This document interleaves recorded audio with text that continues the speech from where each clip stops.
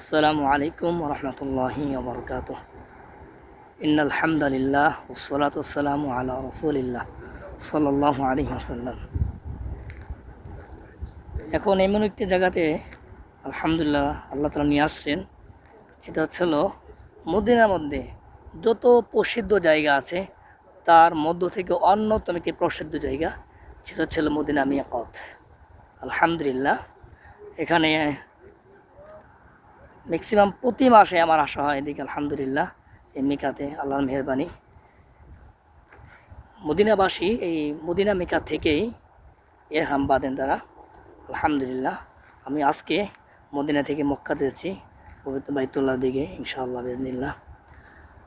Medina মিকাতে যারা আসছেন তারা তো জানেন, দেখছেন মদিনা মিকাত অনেক সুন্দর, স্পেসটা অনেক বড় এরিয়া। দেখেন মনমুগ্ধকর, খুবই সুন্দর, সাজানো গোছানো পরিপাটি, মাশাআল্লাহ তাবারাকাল্লাহ। আগে এরকম টেবিল চেয়ারগুলো ছিল না, এইবার আমি আবার প্রথম দেখতেছি এখানে সুন্দর করে মাশাআল্লাহ এদিক থেকে অনেক গাছ লাগানো হয়েছে এবং এই চেয়ার টেবিলের ব্যবস্থা করা হয়েছে।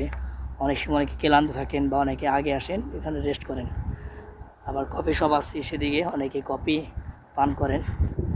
যাই হোক, ভিডিওটা করার উদ্দেশ্য এটি পবিত্র একটি স্থান এবং এখানে মাশাআল্লাহ সম্মানিত হাজিগণ এহরাম বাঁধেন দেখানোর উদ্দেশ্যই এটা আমার। মাশাআল্লাহ মিকাত মসজিদ অনেক বড়, অনেক সুন্দর মাশাআল্লাহ।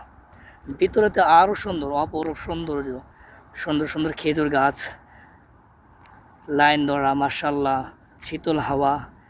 সম্মানিত হাজিগণের এখানে প্রতিদিন আগমন ঘটে, উমরা যাত্রীগণ আসেন। সুবহানাল্লাহ, আল্লাহ তাআলা যেন প্রত্যেককে বাইতুল্লাহর মুসাফির বানান এবং বিশ্বের মধ্যে যত ভালো ভালো স্থান আছে সেই জায়গাগুলো দর্শন করার তৌফিক দান করেন, পরিদর্শন করতে পারি, স্বচক্ষে দেখতে পারি, সেই তৌফিক আল্লাহ সবাইকে দান করেন, আমিন। আসসালামু আলাইকুম ওয়া রাহমাতুল্লাহি ওয়া বারাকাতুহু।